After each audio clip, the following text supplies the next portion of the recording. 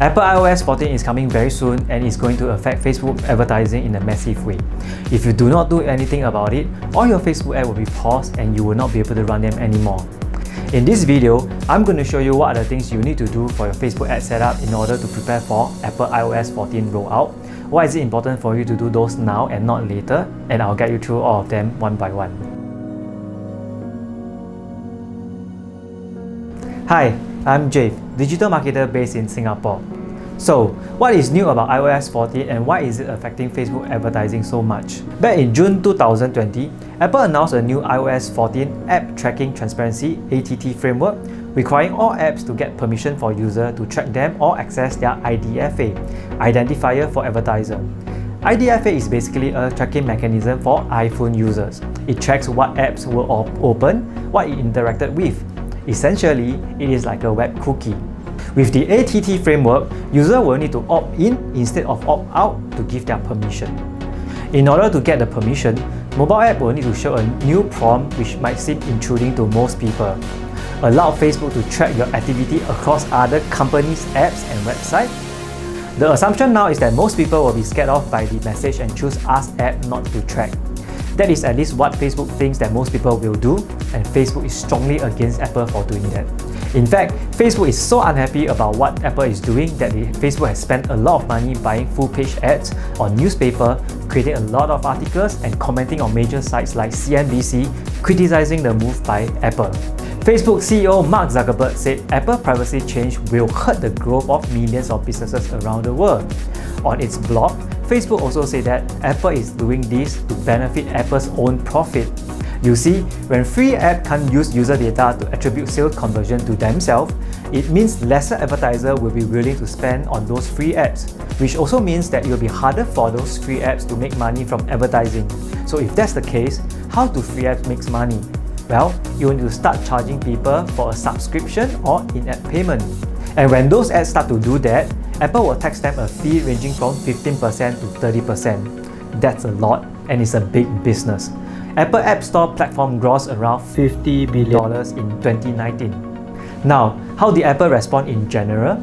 Apple CEO Tim Cook alluded to Facebook in a speech at a data privacy conference, saying, "If a business is built on misleading users, on data exploitations, on choices that are not choices at all, it does not deserve our praise, it deserves reform." Anyway, no matter how Facebook is arguing with Apple, iOS 14 is still going to happen and we need to be prepared for it. If you don't take action now, once Apple begins enforcing its ATT framework on iOS 14 devices, any changes you make later to your Facebook ad will cause your ad to be paused for up to 3 days to allow the changes to take effect. Some configuration could cause your ad and ad set to no longer run and it can't be turned on anymore. Now, before we start, remember to like and subscribe to my channel where I will share tips on digital marketing so that you can spend less and achieve more. Alright, let's quickly examine how iOS 14 will affect Facebook advertising. Number 1. With user opting out of the tracking, Facebook will need to find a way to match conversion, and their solution to that is Aggregated Event Management or AEM. AEM is a protocol that allows measurement of web events from iOS 14 user. Data will be restricted, aggregated and delayed, so that means that there's no near real-time reporting anymore. With AEM, there's a maximum of 8 conversion events for each domain. The keyword here is really the each domain. If you have subdomain, it's considered as part of the main domain and you will need to factor it when creating your 8 conversions events. Additionally, when aggregated event management is used for user who opts out, Facebook will only receive the highest ranked event from Apple for a given user visit.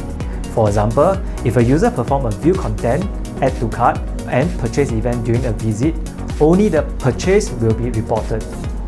Number 2. With iOS 14, it's going to be difficult for Facebook to collect data. So, they will be removing 28 days click-through, 28 days view-through, and 7 days view-through attribution windows. Moving forward, new default attribution window will just be 7-day clicks only. Now, before Facebook removes those attribution window, you should take the following steps. Go to your ad manager, use the comparison window features to see how conversion attributed to their ads compare across different attribution windows. So this will help you better anticipate any changes in reporting conversion that result from moving to a 7-day window. Number 3, as more people opt out of tracking on iOS 14 devices, the size of your app connections, app activity custom audience, and website custom audience may decrease. Number 4, delivery and action breakdowns like age and gender will no longer be accessible in the reporting. While we will still be able to target users based on their demographic informations, we will not be able to access that data in reporting. Alright, now let's get hands-on and see what action you need to take, and I'll guide you through them one by one. If you haven't already, go install your Facebook Pixel into your website. This is really important as it allows you to measure real success instead of just looking at the vanity metrics. You can click here to learn more what is Facebook Pixel and how you can actually install them step by step. Alright, next you need to verify your domain in order to edit your event configurations. Here's how you can verify your domain. So once you log into your business manager, you can access it using business.facebook.com. So once you are inside it, you can then click on the business setting. Within the business setting, you can go to the brand safety, click on domains. So just simply click on the add button and then enter the URL of your website. Okay, so once you have added in, just click add domain. So basically there are 3 ways you can actually verify your domain. So one is using the DNS verifications, the other will be using HTML file upload, and then the next will be the meta text verifications. So in my opinion, I think the meta text verifications is the easiest. If let's say you are using WordPress, you can use some plugin to do it really easily. Okay, let's go to your website, assuming it's a WordPress website. Go to your plugin and then click on add new. Search for these head, footer and post injections. Click install now. So once it has been installed, click on activate. Once you have installed the plugin, go to setting and then click on header and footer. Now on this main page, you will see that there's actually this head section injections. So you can click on the only on the home page and then copy paste the link. Go back to Facebook business, copy the code. Next, go back to your WordPress and then paste in the code. Once you have done, click save. That's it, we are done. Next, we need to configure 8 web conversion events per domain in your event manager. Let's do it now. Go to your Facebook business manager. From there, you can click on the event managers. Once you are inside, you can look at the right hand side. You should be able to see the Pixel Conversion API, and then right beside it, you will see the Aggregated Events Management. So click on that. Click on Configure Web Events. Within that, you should be able to see the domain that you have already verified. Now, you can then click on the domain and then click on Edit Events. Click on Add Event, click on it, and then select an event over here. So let's select one, and then you can choose the event over here.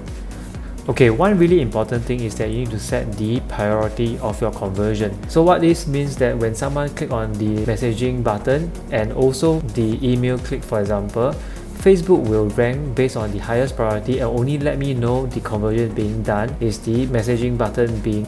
Okay, once you are done, just click on submit. It will take about 48 hours to see result in ad and ad set management. One thing to take note is once you make any changes to the event configurations, it will cause your ad set and ads to be paused for 72 hours. So just make sure that you do all of this before the iOS 14 is being rolled out. Alright, last but not least, you should really start to use Facebook URL dynamic parameters. It will automatically take the campaign name and ad set you have set in the Facebook and populated it into your UTM. This way, you can track your Facebook campaign easily inside the Google Analytics. You can click here to learn more about the Facebook URL dynamic parameters. Alright, now you have done all those, you can relax a little and your Facebook ad should be in a good hand. Finally, if you have any questions, please feel free to comment below and I will make sure to answer you. I look at all comments. And also, remember to like and subscribe to my channel where I will share digital marketing tips for you so that you can achieve more and spend less.